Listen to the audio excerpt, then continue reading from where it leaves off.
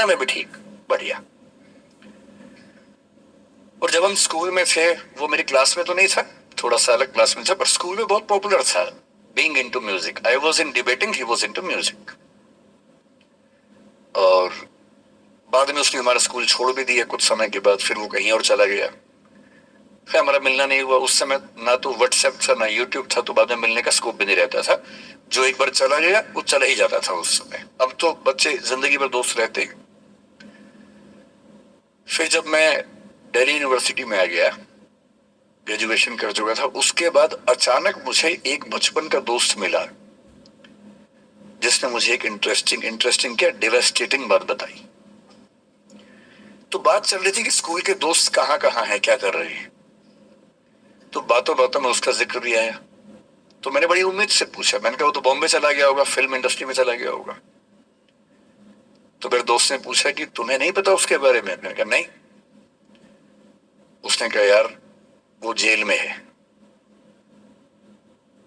And he was one of the most creative students of our school. मैंने कहा jail में क्यों है? बोले सच में नहीं पता। मैंने कहा सच में नहीं पता मुझे। बोले वो ग्रेजुएशन करने के लिए जब गया तो पता नहीं क्या हुआ, उसकी थोड़ी संगति खराब हो गई। बैड कंपनी जिसको हम बोलते हैं, जो इस उम्र में अच्छी लगती है, वही वाली। तो कॉलेज लाइफ में थोड़ी बहुत बैड कंपनी सबकी होती ही है, हल्की फुल्की होती है, एक सामान्य बात है। अच्छा, बच्चा बच्चा ना रहे ये भी तो अच्छी बात नहीं है ना। थोड़ा बचपन तो जीना भी चाहिए, थोड़ा शरारतें करनी भी चाहिए। पर किसी किसी का दुर्भाग्य होता है कि ज्यादा हो जाता है, उसके साथ ऐसा हुआ। उस सब प्रोसेस में उसको ड्रग्स की आदत लग गई। और ड्रग्स एक ऐसी चीज है, एडिक्शन ऐसी चीज है कि उसमें वन वे रास्ता होता है, टू वे नहीं होता है। आप जा सकते हैं, वापस नहीं आ सकते। मतलब 1000 लोग जाएंगे तो उनमें से एक आध वापस आएगा, वो भी इतने मुश्किलों से जो ऑलमोस्ट इम्पॉसिबल है। I have seen many such cases. Social welfare department से मेरे कई दोस्त ऑफिसर से, तो मैं उनसे जब पूछता हूँ, बताते हैं मैंने ऐसे लोगों को देखा है 10-10 साल से स्ट्रगल कर रहे हैं एडिक्शन से बाहर आए कि नहीं आ पा रहे, खत्म हो गए हैं। उस बच्चे को ड्रग्स की आदत पड़ गई कॉलेज में जाके, पेरेंट्स को पता ही नहीं था। तो जब पेरेंट्स को भनक लगी तो उसको दबाव बनाया कि तुम घर आ जाओ। अब वो जिस कंपनी में था, दोस्तों वाली कंपनी में, वहां अब ड्रग्स बहुत महंगे होते थे, पैसे घर से बहुत कम आते थे, जितने पैसे एक मिडिल क्लास फैमिली दे सकती है। अब वो घर से ज्यादा पैसे मांगने लगा, पैसे मिलते नहीं थे। उसको अपने ही घर के लोगों पर गुस्सा आने लगा। तो एक बार वो अपने घर आया हुआ था छुट्टियों में, और वहां भी वो कुछ कुछ करता रहता था। उसके पेरेंट्स ने उसको बहुत समझाया कि बेटा ऐसा मत करो। और एक दिन इस बात पे झगड़ा बढ़ गया। भाई आप पेरेंट्स की चिंता समझेंगे आज से 30 साल बाद, जब आपके बच्चे इस एज में होंगे ना, आपकी नानी मर जाएगी उस समय। नानी मरना एक मुहावरा है, इसका मतलब बहुत चिंता में रहेंगे उस समय आप। और उस दिन पता नहीं क्या हुआ, एक झगड़ा हुआ, क्योंकि जो एडिक्शन के शिकार हैं उनका दिमाग उनके कंट्रोल में नहीं होता है। यहां तक कि जो ड्रिंक करते हैं, ड्रिंक एक लेवल से ज्यादा कर लें तो दिमाग कंट्रोल से बाहर निकलने लगता है। ड्रग्स में तो ये एलिमेंट बहुत ज्यादा होता है। और आधी रात को उसने क्या किया, उसने अपने फैमिली के 5 लोगों का मर्डर कर दिया। मर्डर। उसने खाने में जहर मिलाया, लगभग सब लोग उससे मर गए। एक मेंबर नहीं मरा क्योंकि उसने खाना खाया नहीं उस दिन, तो उसको उसने अलग से मारा। और ये बात है जब उसकी उम्र लगभग 17-18 साल की थी, या 19 के आसपास रहा होगा। उसके बाद वो जेल गया। मुझे उसके बाद से पता ही नहीं कि क्या हुआ, फांसी हुई या उम्र कैद हुई या क्या हुआ, ना तो मुझे पता है ना मैं इंटरेस्टेड हूँ जानने में। मैं उसका नाम हम सब जानता हूँ, एंड 1-2 क्लास स्कूल में ऐसी थी कि वो हम आसपास थे, जानते थे, पहचानते थे एक दूसरे को। सबसे बड़ी चिंता ये होती है बच्चों को लेकर कि किसी भी गलती से वो ड्रग्स में ना चले जाएं। आप सबसे रिक्वेस्ट कर रहा हूं हाथ जोड़ के, कुछ भी कर लेना, ये मत करना।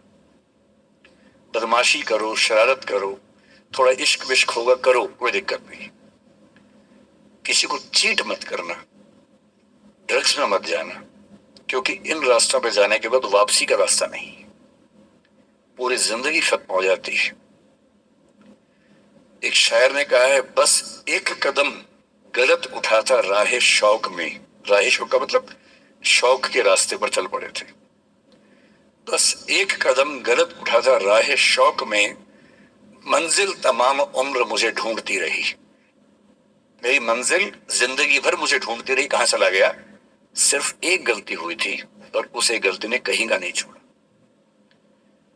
आपको लग रहा होगा कि ये तो पापा जैसा है, प्रीच कर रहा है हमें, पापा डोंट प्रीच वाला भाव मन में आ रहा होगा आप लोगों के, पर मेरा काम ही है, मैं क्या करूं।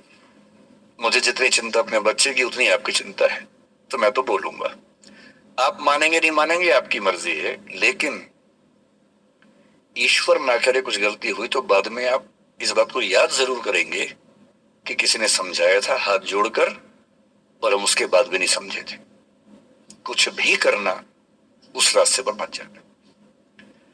और इस रास्ते पर लोग क्यों जाते हैं? इसकी जो साइकोलॉजी में सबसे बड़ा रीजन है, उसको पीयर ग्रुप प्रेशर कहते हैं। पीयर ग्रुप का मतलब है आपके दोस्तों का ग्रुप, गैंग, जिसको गैंग कहते हैं।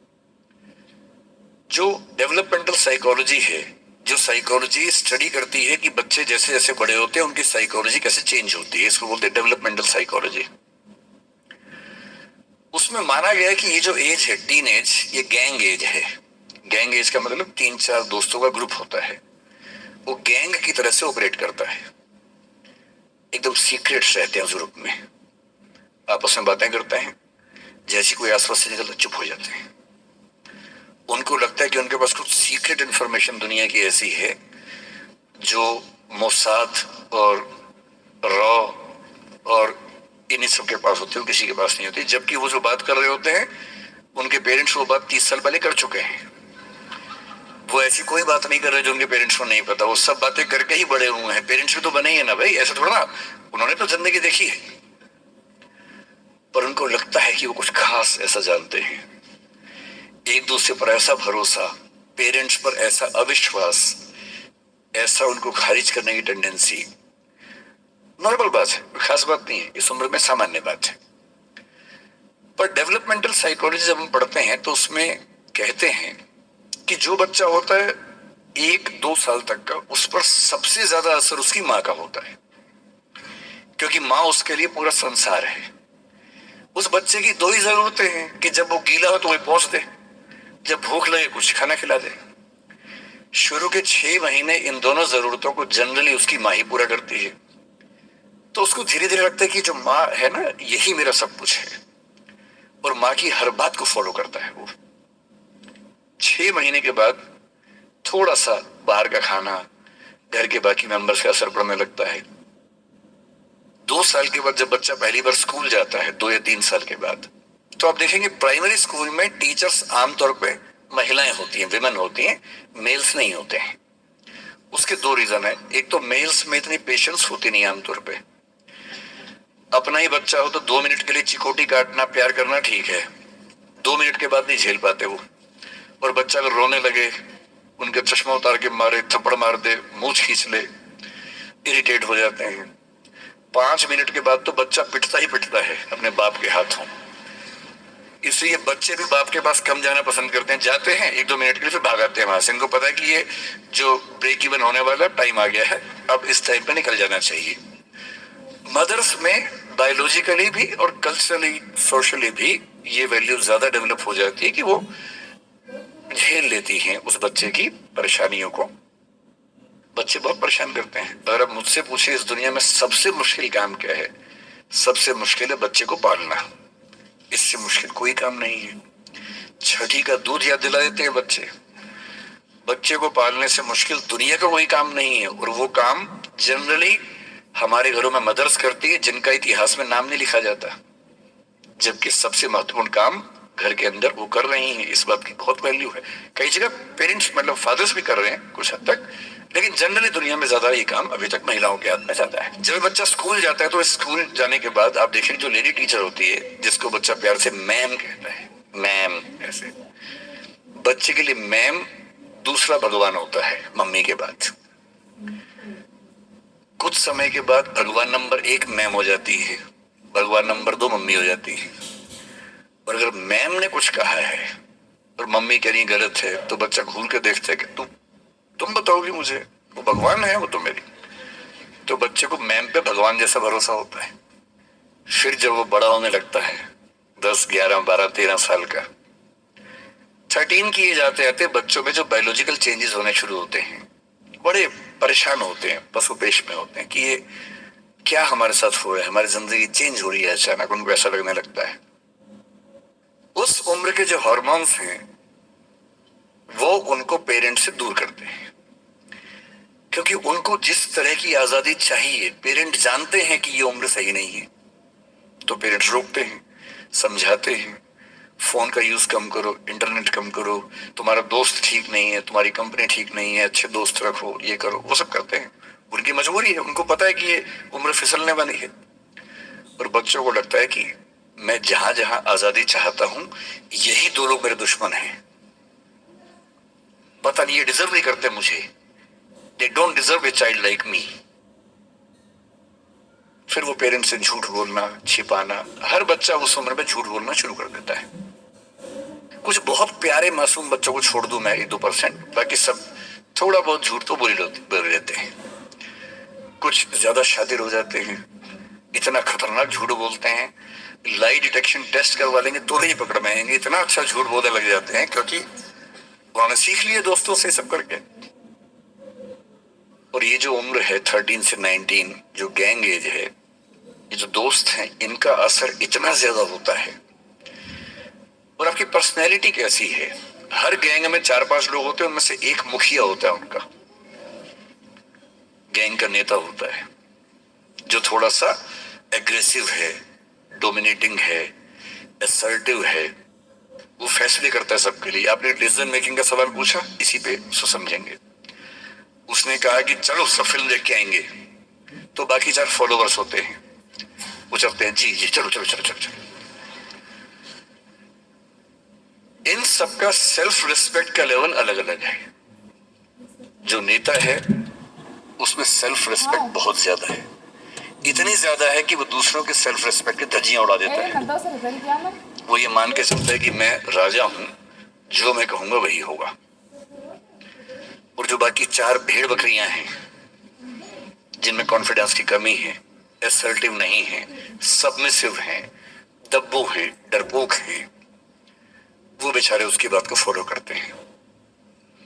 और ये जो 4 है ना, इन पे खतरा बहुत ज्यादा है, क्योंकि जो नेता है वो पहले से बिगड़ा हुआ है, वो हैबिचुअल है कई चीजों का, और वो इन 4 को बोलता है आज हम सब ड्रग्स ट्राई करेंगे। पूछ नहीं रहा है, बता रहा है। अब इन 4 में से एक के मन में है कि ना करो, मम्मी ने उसको 1000 बार समझाया कि बेटा ये मत करना, वो बेचारा बोल ही नहीं पा रहा, घबराहट हो रही है उसको। बड़ी मुश्किल से मिमियाते हुए एक वाक्य उसने बोला, मिमियाना मतलब बिल्ली की तरह से बोलना, कैट की तरह से बोलना। उसने कहा यार मम्मी ने कहा था ठीक नहीं होता है। अब उसके बाद जोर से ठाका मारेगा, ये देखो मम्मी का बच्चा, ये देखो मम्मी का बच्चा, इसको दुद्धू पिलाओ इसको, बच्चा है, ये तो बड़ा ही नहीं हुआ है, तो मर्द ही नहीं बना अब तक। हम तो मर्द हैं, हम तो बड़े हैं, हम तो ग्रोन अप हैं। इस बच्चे के सेल्फ एस्टीम, सेल्फ रिस्पेक्ट इतनी कम है कि डर जाएगा, एकदम घबरा जाएगा। 3 लोग बोलेंगे अरे कुछ नहीं होता, अरे कुछ नहीं होता, आजा आजा आजा आजा, अरे कुछ नहीं होता, कर ले ट्राई, हम भी तो कर रहे हैं, कर ले ट्राई। और इसी प्रेशर में ये बच्चा पहली बार ऐसी गलती करेगा। और मैंने पहले ही कहा कि रास्ता एक तरफा है, वापसी का रास्ता नहीं। इस प्रेशर को बोलते हैं पीयर ग्रुप प्रेशर, दोस्तों का प्रेशर। मैं अपने बच्चे को केवल एक बात सिखाता हूं, बाकी पढ़ाई लिखाई तो मुझे पता है जिंदगी में जब कोई करना चाहेगा कर ही लेगा। इंटरनेट की दुनिया में, गूगल की दुनिया में अब क्या, मतलब मैं क्या पढ़ा दूंगा आपको, टीचर क्या पढ़ा लेंगे, सब गूगल पे उपलब्ध है, सब ऑनलाइन अवेलेबल है।